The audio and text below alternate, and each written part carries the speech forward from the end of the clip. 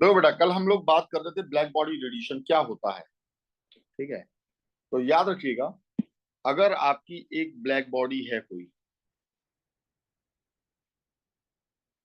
ठीक है, अगर आपके पास में कोई एक ब्लैक बॉडी है, समझ लेना बात को बहुत अच्छे से।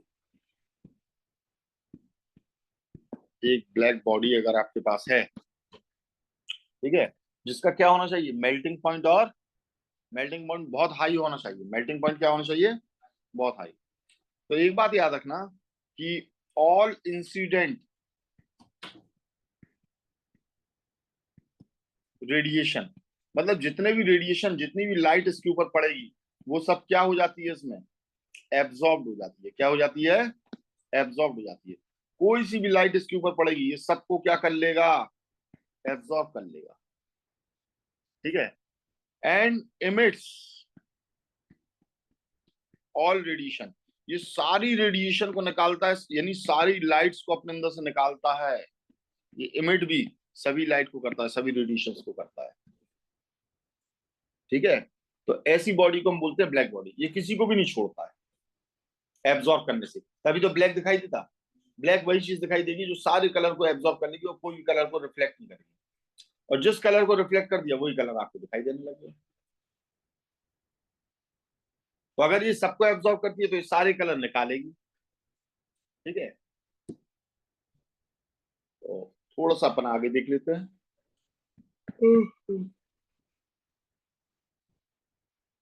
If the substance being heated is a black body,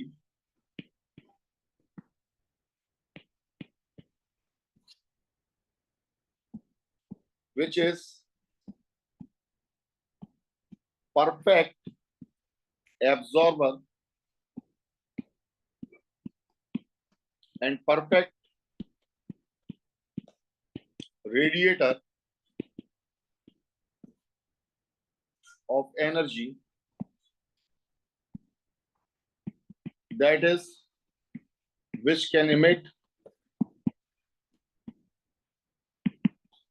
and absorb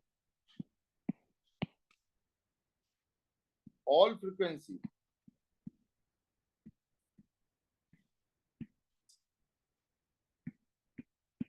the radiation emitted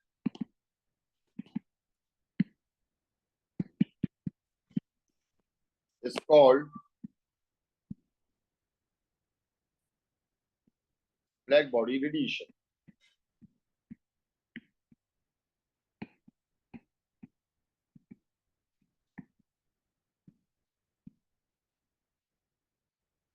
ठीक है, हमने एक सब्सटेंस को हीट किया और अगर वह ब्लैक बॉडी है तो परफेक्ट एब्जॉर्बर होगी और परफेक्ट रेडिएटर होगी। परफेक्ट मतलब सारी रेडिएशन को एब्जॉर्ब करेगी और सारी रेडिएशन को इमिट करेगी।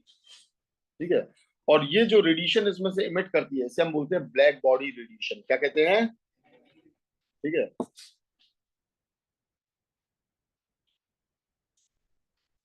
अब देखिएगा, all radiations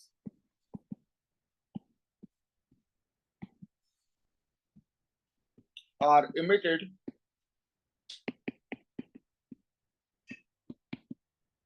simultaneously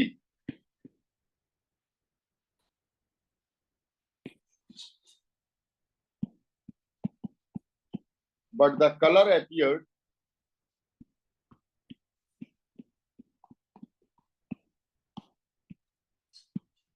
is due to intensity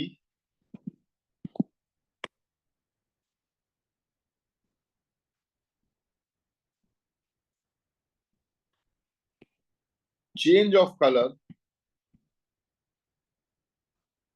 shows that on heating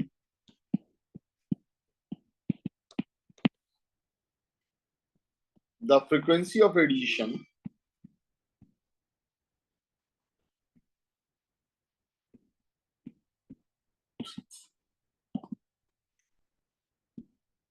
emitted is increasing.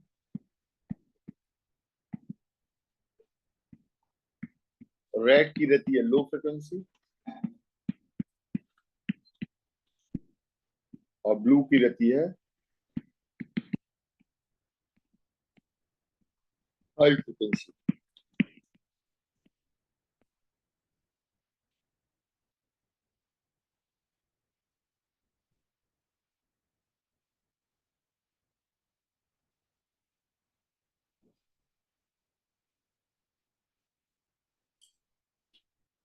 लिख लिया बच्चों?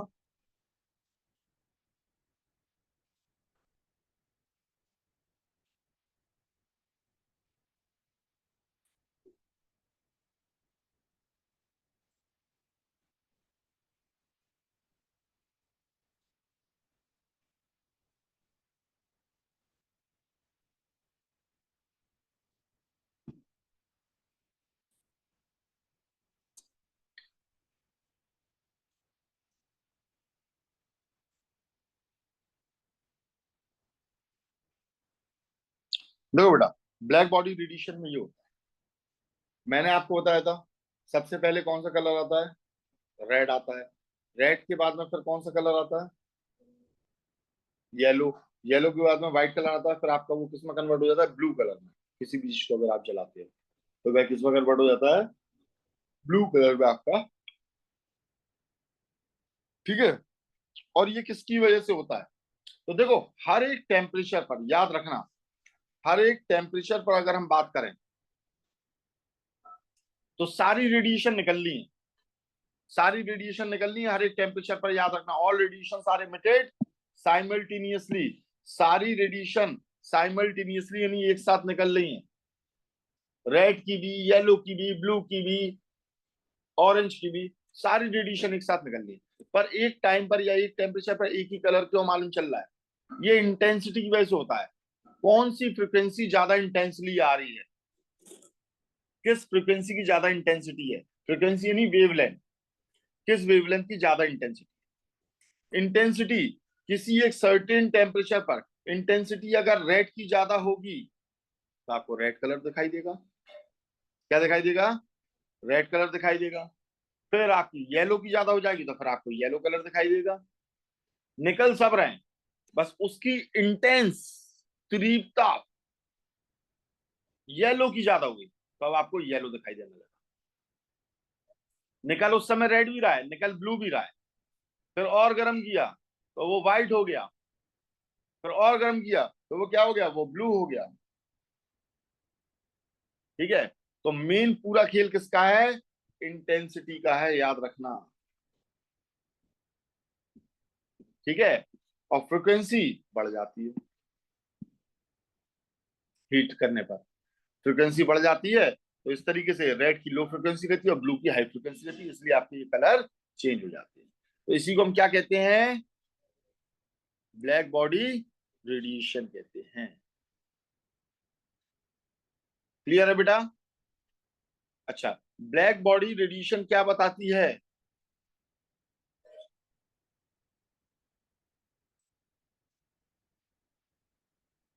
पार्टिकल नेचर को। किसे बताती है? पार्टिकल नेचर को। तो अभी तक अपन ने दो देखे, एक फोटो इलेक्ट्रिक दिखा और एक क्या देखा? ब्लैक बॉडी देखा। और ये दोनों ही किसे दिखाते हैं? पार्टिकल नेचर को दिखाते हैं। किसे दिखाते हैं? पार्टिकल नेचर को दिखाते हैं। क्लियर है? क्योंकि पार्टिकल ही होता है, पूरा एब्जॉर्ब होगा और पूरी एनर्जी को वो एमिट करेगा। ये पार्टिकल नेचर ही है। ठीक है, तो इन्होंने ये दिखाया। चलो, अब तीसरा अपन चीज देखते हैं। तीसरा जो इफेक्ट होता है वो होता है electromagnetic wave theory.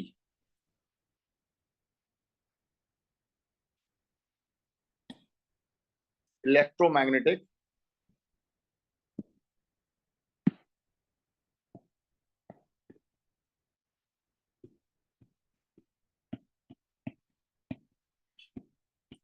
Wave theory.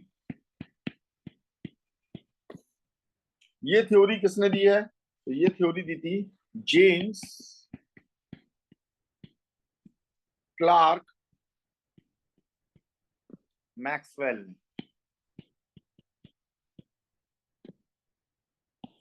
1864 में।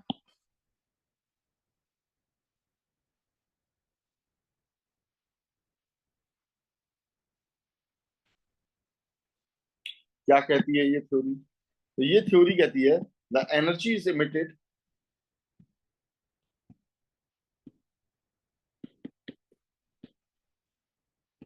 From any source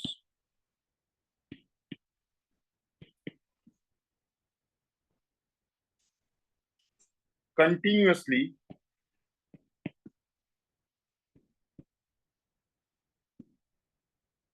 in the form of radiation,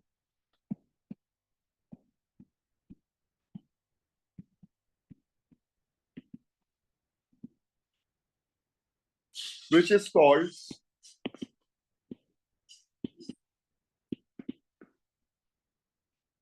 radiant energy.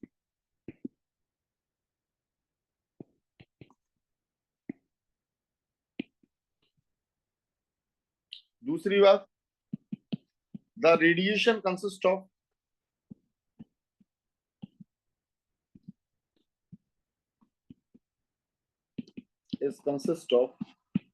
electric and magnetic field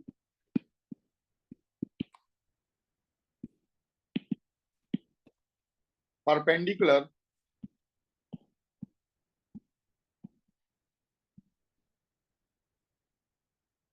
to each other and both perpendicular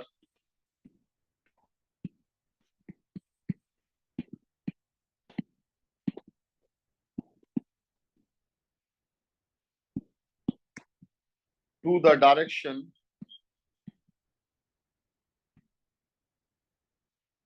of propagation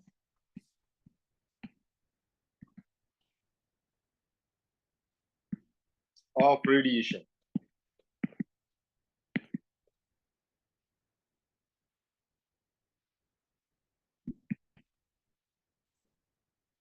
These radiation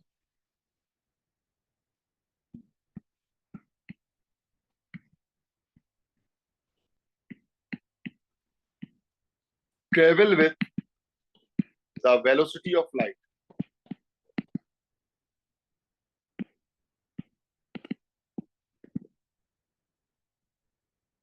That is 3 into 10 to the power 8 meter per second.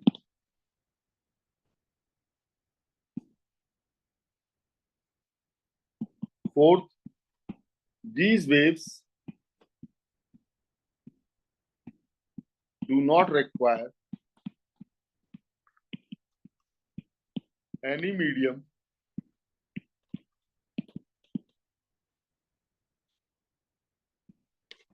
for propagation.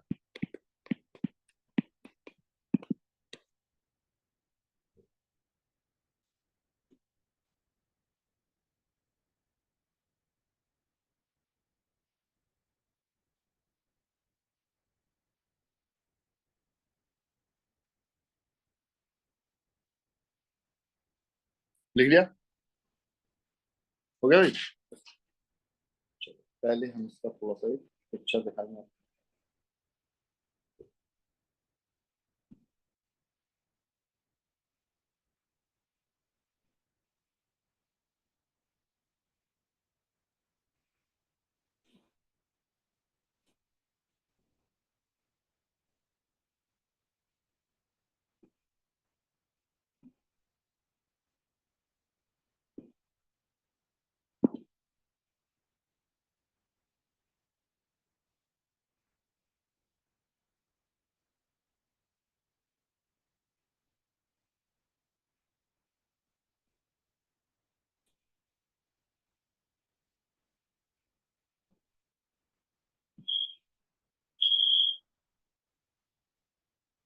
देखो बेटा, electromagnetic wave क्या होती है?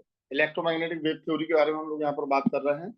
और electromagnetic wave theory क्या बताती है कि कोई भी एक सोर्स से जो एनर्जी इमिट होती है वो कंटिन्यूअसली इमिट होती है in the form of radiation. ये रेडिएशन फॉर्म में कंटिन्यूअस एनर्जी निकल रही है, जैसे सन से एनर्जी निकलती है, ठीक है, बल्ब से एनर्जी निकल रही है, हम एक हीटर को गर्म कर रहे हैं उसमें से निकल रही है, ये सब रेडिएंट एनर्जी कहलाती है। ठीक है, ये जो रेडिएशन होती है इसमें एक्चुअल में एक इलेक्ट्रिक और एक मैग्नेटिक फील्ड दोनों होती हैं, और दोनों एक दूसरे के परपेंडिकुलर होती हैं, और ये भी परपेंडिकुलर होती है to the direction of propagation. Direction of propagation ही जिस डायरेक्शन में वो आपकी रेस चल रही है। तो अगर आपकी ये जो रेडिएशन है, इस रेडिएशन में अगर आप ये देखोगे, क्या देखोगे कि ये अगर मैग्नेटिक फील्ड है, समझना ये वाली, ये क्या है, अगर ये मैग्नेटिक फील्ड है तो ये ऊपर वाली क्या होगी, इलेक्ट्रिक फील्ड होगी। और दोनों एक दूसरे के देखो परपेंडिकुलर हैं कि नहीं है, 90 डिग्री पर। ठीक है। और डायरेक्शन ऑफ प्रोपोगेशन, यानी जिस डायरेक्शन में वो जा रही है, वो डायरेक्शन क्या है, वो डायरेक्शन ये। तो तीनों एक दूसरे के कितने हो गए, 90 डिग्री। तीनों एक दूसरे के क्या हो गए, 90 डिग्री हो गए हैं। कोई प्रॉब्लम इसमें, समझ में आ गई बात। ये तीनों ही एक दूसरे के क्या हो गए हैं, 90 डिग्री हो गए हैं यहाँ पर। ठीक है। तो radiation is consist of electric and magnetic field perpendicular to each other and both perpendicular to the direction of propagation of radiation. ये रेडिएशन ट्रेवल करती है with the velocity of light 3 lakh kilometre per second, या 3 into 10⁸ metre पर second. और इन्हें कोई भी medium नहीं चाहिए प्रोपोगेशन के लिए। देखो, इस दुनिया में बहुत सारी वेव्स होती हैं। Sound is a wave, light is a wave. ठीक है। ऐसी बहुत सी वेव्स होती हैं। सारी वेव्स को हमने क्लासिफाई किया है दो टाइप में, electromagnetic wave and non electromagnetic wave. जो नॉन इलेक्ट्रोमैग्नेटिक वेव्स होती हैं उन्हें प्रोपोगेशन यानी चलने के लिए मीडियम चाहिए, जैसे साउंड। साउंड बिना मीडियम के नहीं चल पाएगा, उसे मीडियम चाहिए, उसे मीडियम चाहिए। ठीक है। इसीलिए टेलीफोन में क्या लगे रहते हैं, वायर्स लगे रहते हैं। क्या लगे रहते हैं, तो वायर्स वो मीडियम का काम करते थे, जहां यहाँ से वहां तक आवाज जाती है। तो आप कहोगे अब मोबाइल तो आ गया, कहाँ मीडियम है, भैया एयर मीडियम है। आपके कान तक जो हमारी आवाज पहुंच रही है, उसमें मीडियम का काम कौन कर रहा है, एयर। अब मैं तुम्हें स्पेस में ले जाके खड़ा कर दूं और वहां एटॉमिक बॉम्ब भी फोड़ दूं, तो उसकी आवाज तुम्हें नहीं आएगी। क्यों नहीं आएगी, वहां मीडियम नहीं है। क्या नहीं है, वहां मीडियम नहीं है। और जितनी भी इलेक्ट्रोमैग्नेटिक वेव्स होती है, जिनमें से एक लाइट है, उसे मीडियम की जरूरत नहीं पड़ती है। तो लाइट सन से देखो हमारे अर्थ तक आ रही है, बीच में कोई भी मीडियम नहीं है। सितारों से भी आ रही है, कोई मीडियम नहीं है, तो उसे मीडियम की जरूरत नहीं पड़ती है। तो इलेक्ट्रोमैग्नेटिक वेव्स को ट्रेवल करने के लिए मीडियम की जरूरत नहीं है। इलेक्ट्रोमैग्नेटिक वेव्स की स्पीड कितनी होती है, लगभग स्पीड ऑफ लाइट के बराबर, 3 × 10⁸ मीटर पर सेकेंड। क्लियर है, 3 × 10⁸मीटर पर सेकेंड। ठीक है। ये ट्रेवल करती है स्ट्रेट लाइन में। इन्हें मीडियम की क्यों जरूरत नहीं है, ये अपना मीडियम खुद क्रिएट कर लेती है।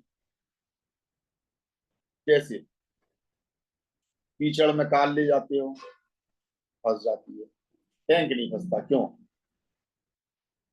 उसने अपनी एक खुद की एक रोड बना रखी है बहुत बढ़िया वाली। वो रोड कौन सी है, उसकी चेन, जिस पर उसका पहिया घूमता है, तो उसके लिए फ्लैट सरफेस रहेगा हमेशा। क्लियर है। तो ऐसे ही इन्होंने अपना ये बना रखा है। देखो, इलेक्ट्रिक फील्ड है, इलेक्ट्रिक फील्ड के साथ में क्या है, मैग्नेटिक फील्ड है। तो ये एक दूसरे पर चढ़ती हुई आ रही है, अगर डिटेल में जाओगे तो इसलिए इन्हें मीडियम की जरूरत नहीं। ठीक है। इन्हें हम क्या बोलते हैं, इसे हम बोलते हैं इलेक्ट्रोमैग्नेटिक रेडिएशंस। क्या बोलते हैं, इलेक्ट्रोमैग्नेटिक रेडिएशंस। और यही आपकी इलेक्ट्रोमैग्नेटिक वेव थ्योरी हो जाती है। ठीक है। लेकिन ये थ्योरी फेल हो गई, क्यों,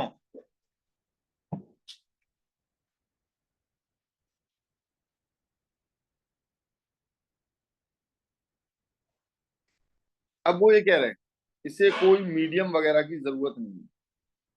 ये अपने आप में इसे क्या मान रहा था, ये से सिर्फ और सिर्फ आपका वेव मान रहा था। क्या मान रहा था, वेव। ठीक है। इलेक्ट्रोमैग्नेटिक वेव थ्योरी हम कह रहे हैं, तो ये से वेव मान रहा था। जबकि ऊपर की हमने फिनोमेना देखी, कौन सी, black body radiation, photoelectric effect, वो इसे क्या मानकर चल रही थी, पार्टिकल मानकर चल रहे थे लाइट को। तो यहाँ बहुत बड़ी बहस चालू हुई थी कि लाइट पार्टिकल है या वेव है। तो लोग कह रहे हैं फोटो इलेक्ट्रिक इफेक्ट दिखाता, फोटो इलेक्ट्रिक इफेक्ट में वो जाकर घलता है इलेक्ट्रॉन पे, इलेक्ट्रॉन को निकाल देता है, और ये कौन करता है, ये पार्टिकल ही करता है। तो उन्होंने कहा लाइट इज अ पार्टिकल।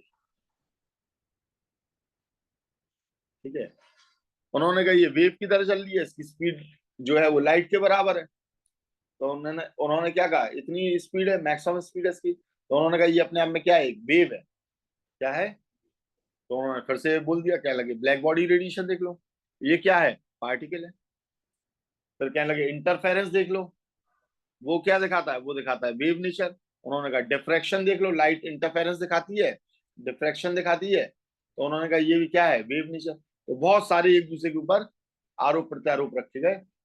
कुछ लोग कहते रहे ये वेव है, कुछ कहते रहे ये पार्टिकल है। और ये वो दौर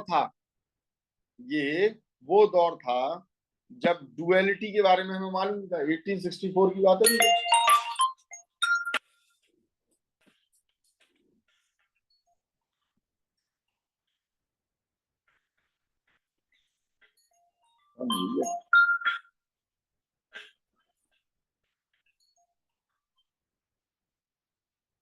हेलो, हेलो, हेलो। हाँ, हाँ कर लिया, ज्वाइन कर लिया बेटा। देखो,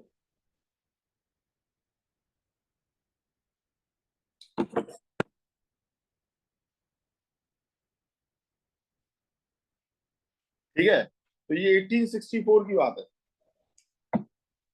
तब हम सोच नहीं सकते एक चीज दो फॉर्म में रह सकती है। तो डुअलिटी के बारे में मालूम नहीं था।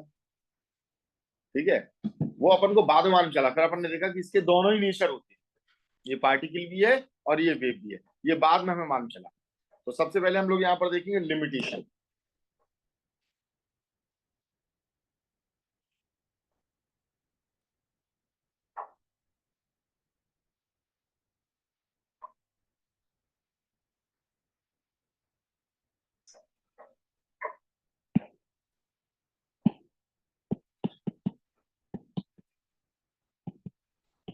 Of electromagnetic wave theory.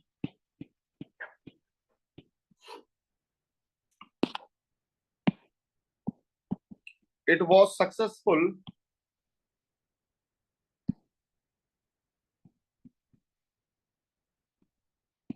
in explaining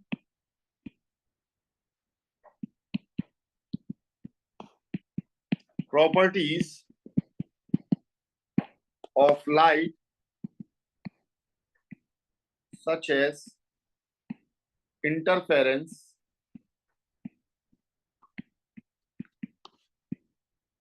diffraction,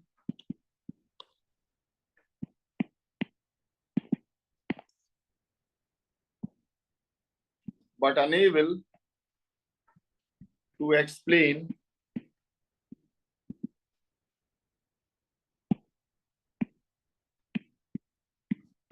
black body radiation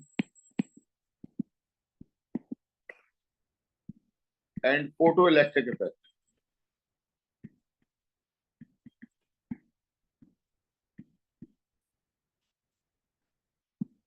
And these phenomena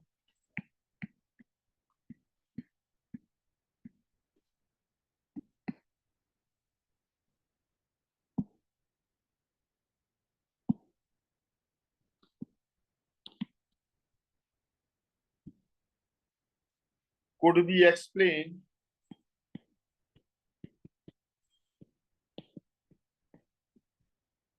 only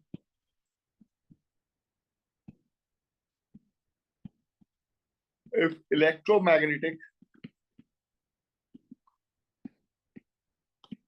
waves are supposed to have particle nature. ठीक है, अब देखो इसे समझ जाना, एक बार और समझ जाना।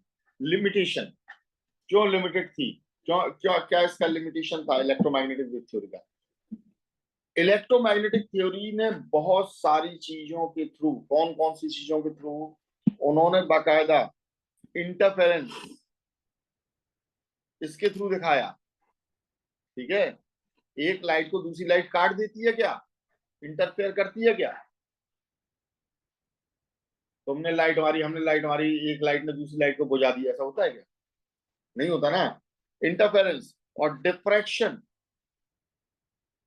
इन्होंने इस प्रॉपर्टी से ये एक्सप्लेन किया, क्या एक्सप्लेन किया कि लाइट का कैसा नेचर होता है। तो इनसे वेव नेचर होता है। Light has wave nature. उन्होंने बाकायदा प्रूफ किया कि लाइट हैज वेव नेचर। पर दूसरे साइंटिस्ट आए, उन्होंने कहा भैया ब्लैक बॉडी रेडिएशन ये भी तो लाइट का ही होता है, फोटो इलेक्ट्रिक इफेक्ट। तो उन्होंने कहा इससे क्या मालूम चलता है? तो उन्होंने कहा इससे मालूम चलता है कि ये क्या है, पार्टिकल नेचर है। ठीक है, तो कुछ फिनोमेना को ये एक्सप्लेन कर रही है, कौन? Electromagnetic theory. कौन से फिनोमेना को? इंटरफेरेंस और डिफ्रैक्शन को। और क्या बता रही है कि लाइट क्या है, वेव नेचर की है। पर कुछ को ये एक्सप्लेन नहीं कर पा रही है, अनेबल टू एक्सप्लेन। ऐसा क्यों हो रहा? तो इसके पास जवाब नहीं है, क्योंकि लाइट को ये क्या मान रही है, तो वेव नेचर का मान रही है। और इन फिनोमेना को तभी एक्सप्लेन किया जाता है जब लाइट को हम क्या माने, पार्टिकल नेचर का माने। इन फिनोमेना को तभी आप एक्सप्लेन कर सकते हो when electromagnetic waves are supposed to have particle nature. तो ये बहुत बड़ी गड़बड़ है और यही इसकी लिमिटेशन होगी। तो जेम्स क्लार्क मैक्सवेल की यहाँ पर इलेक्ट्रोमैग्नेटिक वेव थ्योरी लगभग फेल हो गई, क्योंकि वो एक ही चीज मानकर चल रही थी कि ये लाइट जो है उसका वेव नेचर है। तो जेम्स क्लार्क मैक्सवेल क्या मान रहे थे, लाइट क्या है, लाइट का वेव नेचर है। तो उनकी लिमिटेशन क्या थी कि ये फोटो इलेक्ट्रिक इफेक्ट और ब्लैक बॉडी रेडिएशन को एक्सप्लेन नहीं कर पा रहे थे। तो फिर क्या हुआ, तो उसके बाद में हमारे एक साइंटिस्ट आए जिनका नाम है ब्रोगली, लुइस डी ब्रोगली। इन्होंने बताया, क्या बताया, कि किसी चीज का डुअल नेचर भी हो सकता है। पहली बार इन्होंने एक्सप्लेन किया 1924 में, dual nature of matter and quantum mechanics. Dual nature of matter, dual यानी दो नेचर हो सकते हैं, यानी ये लाइट भी, लाइट अपने आप में एक इलेक्ट्रोमैग्नेटिक वेव भी हो सकती है और ये पार्टिकल भी हो सकती है। ठीक है, एंड क्वांटम मैकेनिक्स।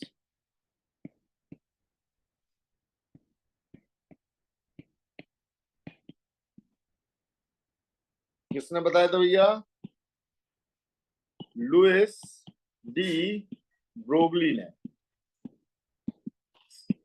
1924 में इन्होंने एक हाइपोथेसिस दी थी। हाइपोथेसिस मतलब परिकल्पना। ठीक है, कल्पना, परिकल्पना।